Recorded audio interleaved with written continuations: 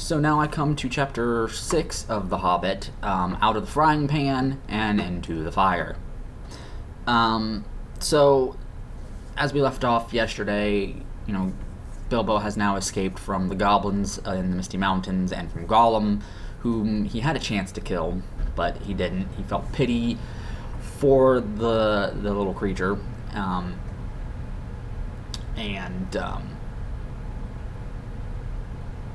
so he's escaped, and we meet up with the dwarves and Gandalf, who are arguing about what happened with Bilbo.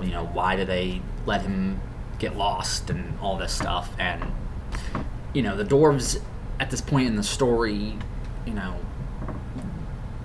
don't think Bilbo is what Gandalf says he is, and they think that he's kind of a burden on them.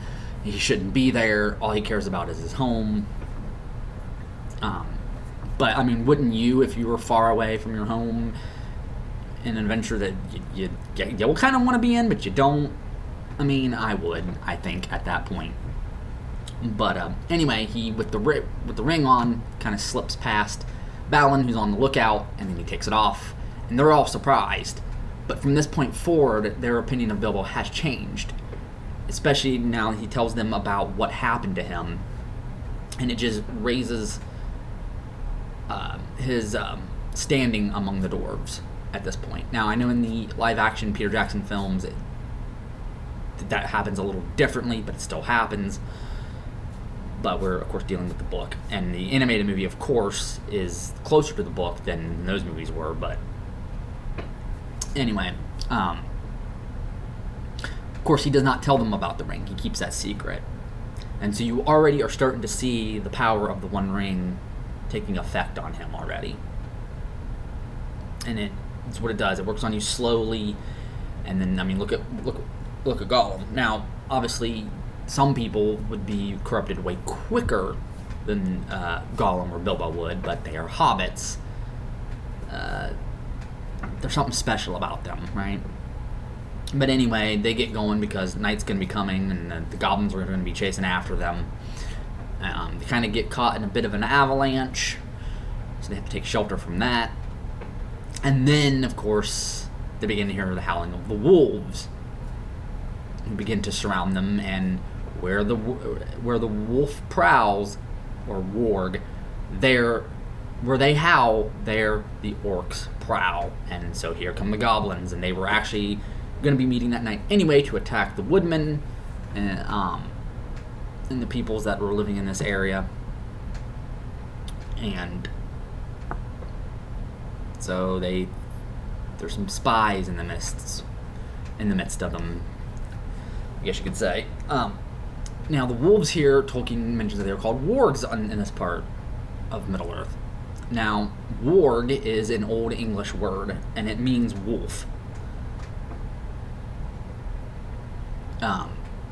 But I think in The Hobbit and Lord of the Rings, there is a difference between a wolf and a warg.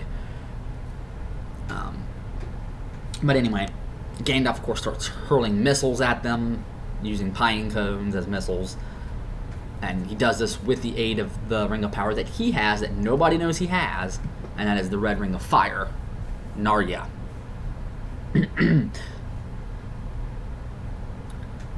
And, of course, the Lord of the Eagles, Gwaihir, who's not named in this book, but we do get his name later in the Lord of the Rings, comes down. And so the Eagles of the Lords of the West come down and rescue them and take them to their eyries. And so now they are safe from the goblins and the wargs. And now they have reached the other side of the mountains and have come into the wilds here, into Rhovanion. And more adventure awaits them, as we will see come up in the next chapter, which I will get to later. And so that's pretty much it for this one. Not much to unpack there. Not much in the next chapter either.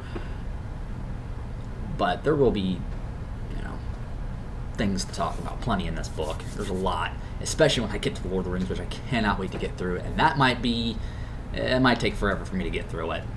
But we're going to do that throughout the summer. And it's going to be fun. But anyway, that's all for now. I hope you enjoy this video and all my other videos in The Hobbit and The Silmarillion. And so I will catch you all later.